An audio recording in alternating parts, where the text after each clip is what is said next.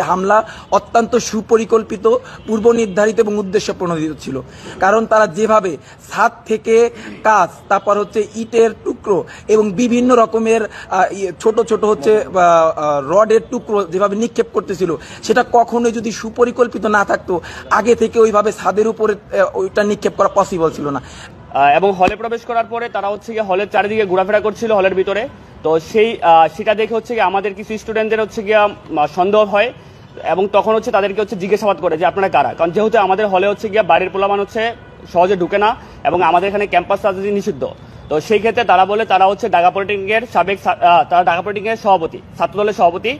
তখন তাদেরকে বলা হয় আমাদের এখানে যেহেতু ছাত্ররাজনীতি নিষিদ্ধ এবং সেই ক্ষেত্রে তাদেরকে বলা হয় যে হল থেকে চলে যেতে এবং হলে এখানে কোনো মিটিং হবে না। তারা বলে যে এখানে মিটিং এর আয়োজন করতেছে ছাত্রদলের পক্ষ থেকে। তখন আমাদের বাইরে তাদেরকে বলে যে তোমরা চলে যাওয়ার জন্য। তো সেখানে একটা বাক বিতণ্ডার তৈরি হয় আর কি। তখন আমাদের তারা তাদেরকে যখন বলা হয় চলে যেতে এবং তারা যেতে চায় না, তখন তারা এখানে একটা পলিটিক্যাল যেই পাওয়ার, এটা পাওয়ারটা খাটাতে চায় আর কি। বা তারা একটা গুজব রটায় আমরা নাকি তাদেরকে ছাত্রদলের তাদেরকে নাকি আমরা মারতে যাচ্ছি বা তাদের শিক্ষার্থীরা আপনারা নাকি আহত আমরা আঘাত করতেছি। বাট এটা যেটা সম্পূর্ণ একটা ভুল ছিল।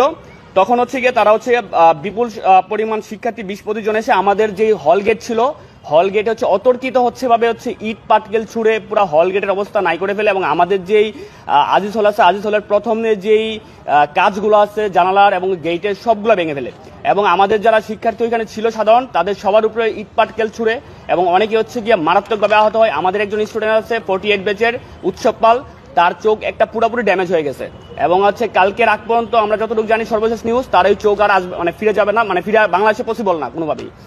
এবং আরো কয়েকজন স্টুডেন্ট আইসিইউতে ভর্তি আছে।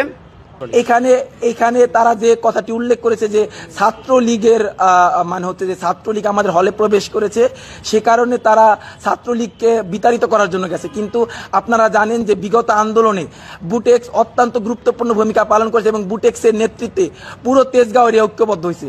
কাজে আমাদের ক্যাম্পাস থেকে আমরা অনেক আগেই ছাত্রলীগের সভাপতি, প্রেসিডেন্ট, এটা তো প্রশ্নই আসে না।